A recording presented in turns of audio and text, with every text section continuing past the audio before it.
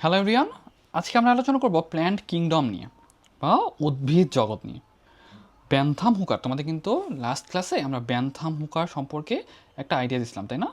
Bantam আর হুকার, bantam একজন মানুষ, হুকার আরেকজন মানুষ। ওকে, তাহলে এই দুজনকে একসাথে, মানে ওনারা একসাথে অ্যাকচুয়ালি কাজ করছে তো অনেক, সেজন্য আসলে ব্যান্থাম হুকার আমরা জাস্ট এমনভাবে মনে হয় আমাদের যে এরা মনে হয় একই ব্যক্তি, আসলে কিন্তু এরা একই ব্যক্তি না। ব্যান্থাম একজন এবং হুকার আরেকজন ব্যক্তি। ব্যান্থাম হুকার মিলে একটা তোমার শ্রেণীবিন্যাস করছে, যেটা কিন্তু আমরা গত ক্লাসে কিন্তু অলরেডি পড়ছি। হ্যাঁ, এই যে তোমার উদ্ভিদ জগৎ, যেটা উদ্ভিদ জগৎটাকে আমরা দুইটা ভাগে ভাগ করতে পারি, বুঝছো? একটা হলো তোমার ক্রিপ্টোগ্যামিয়া। তোমাদের কাছে নামটা মনে রাখাটা অনেক কঠিন মনে হইতে পারে, তবে নামটাই হলো তোমার ক্রিপ্টোগ্যামিয়া। নামটা কি? ক্রিপ্টোগ্যামিয়া। এখন এখানে একটা জিনিস মনে রাখতে হবে যে আমাদের ব্যান্থাম হুকার দুই ভাগে ভাগ করছে, তাই না? একটা হলো তোমার ক্রিপ্টোগ্যামিয়া, আরেকটা তোমার ফ্যান্ড্রোগ্যামিয়া। ক্রিপ্টোগ্যামিয়া, আরেকটা হলো তোমার ফ্যানেরোগ্যামিয়া। ফ্যান্ড্রোগ্যামিয়া। এখন তুমি বলতে পারো, ভাইয়া এগুলো তো জীবনেও শুনি নাই, আমার কাছে অনেক কঠিন লাগতেছে।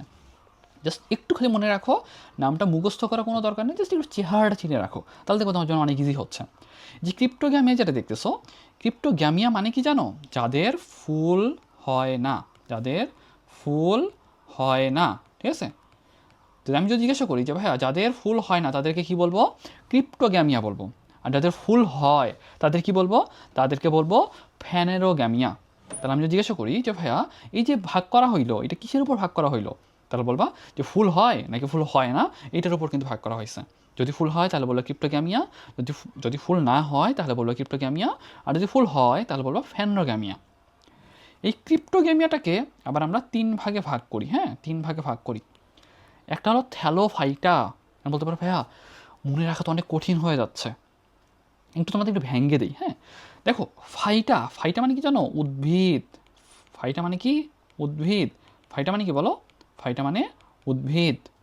তার মানে থ্যালোফাইটা, থ্যালোফাইটা মানে হইল যারা দেখতে থ্যালোয়েড টাইপের, থ্যালোয়েড টাইপের। এখন তুমি বলতে পারো ভাই থ্যালোয়েড জিনিসটাও তো জানি না, থ্যালোয়েডটা কি?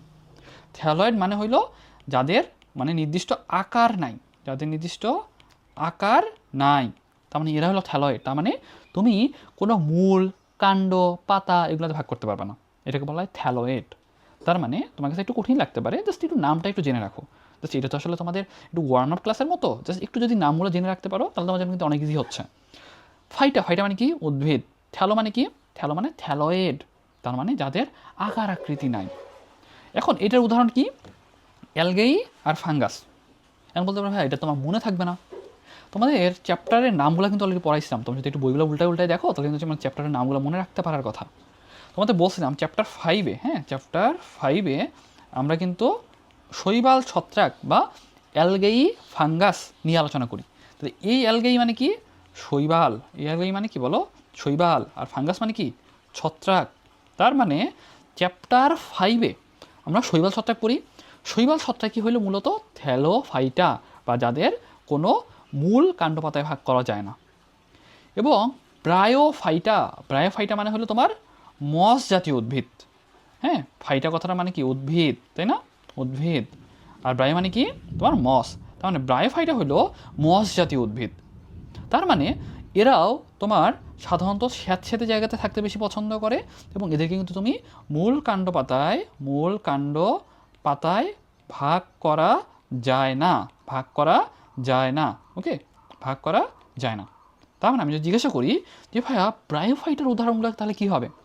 চ্যাপ্টার 6, তোমরা যে চ্যাপ্টার 6-এ যদি একটু নামটা দেখো তাহলে দেখবে কি চ্যাপ্টার 6-এ ব্রায়োফাইটা টেরিডোফাইটা নামে একটা চ্যাপ্টার আছে, যেই চ্যাপ্টারটা হলো তোমার এই মূলত ব্রায়োফাইটা, যেটা এইটা কিন্তু ওই চ্যাপ্টার 6-এর আন্ডারে ছিল।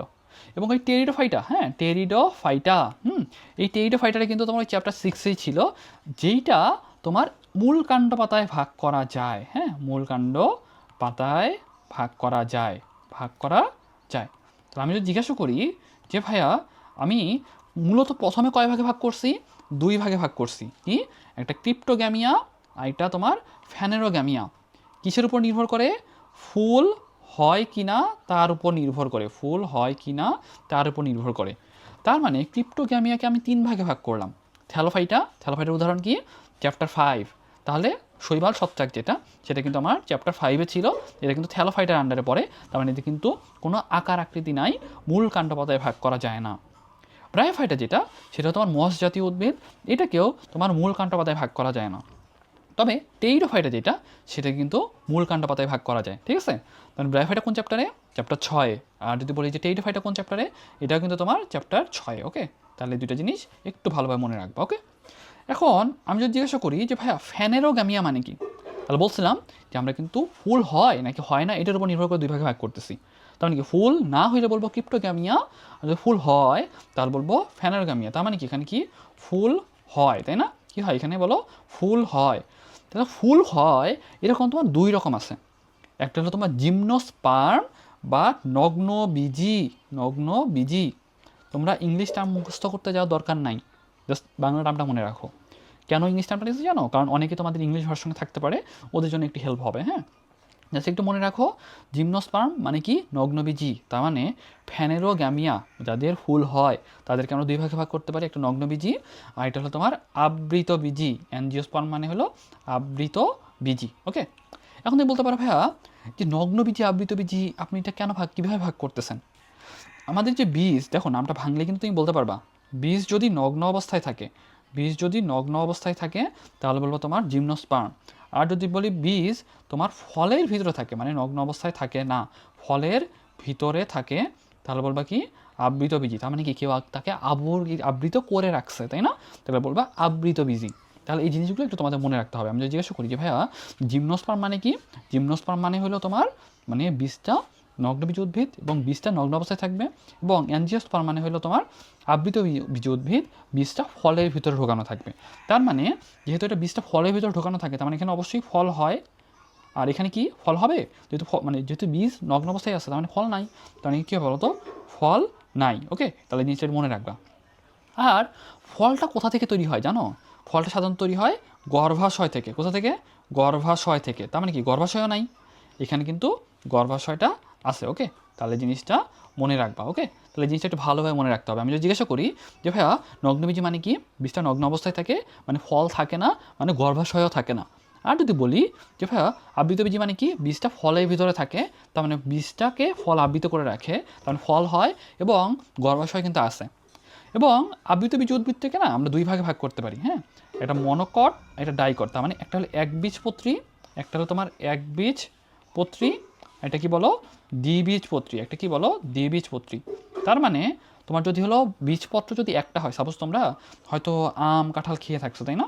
আম কাঁঠাল খাইলে দেখবে কি তোমরা একটু যদি খেয়াল করো, কাঁঠাল কিন্তু তোমার দুইটা বীজপত্র পাওয়া যায়। হ্যাঁ, দেখবে যে তোমার একটা বীজই মানে একটা জিনিস খুলে ফেলা যায়, বুঝছো? দেখবে যে দুইটা আলাদা আলাদা কিন্তু পার্ট থাকে। তার মানে কাঁঠাল কিন্তু তোমার দ্বিবীজপত্রী। হ্যাঁ, কাঁঠাল কিন্তু তোমার দ্বিবীজপত্রী। এবং একবীজপত্রীর উদাহরণ কি জানো? ধানটাকে কিন্তু তুমি দুই ভাগে ভাগ করতে পারবে না, ঠিক আছে? তাহলে এটা কিন্তু তোমার একবীজপত্রীর উদাহরণ। তার মানে আমরা যদি একটু সাম আপ করার চেষ্টা করি, তাহলে দেখো যে আমাদের কিংডম যেটা মানে উদ্ভিদ জগৎ যেটা, সেটা কিন্তু আমরা দুই ভাগে ভাগ করতেছি। ফুল আছে নাকি নাই সেটার উপর নির্ভর করে। তাহলে একটা হলো তোমার ক্রিপ্টোগ্যামস, যাদের ফুল হয় না তাদের বলা হয় ক্রিপ্টোগ্যামস। নামটা খুবই কঠিন মনে হতে পারে, জাস্ট মনে রাখো একজনের ফুল হয় না, একজনের ফুল হয়, ঠিক আছে?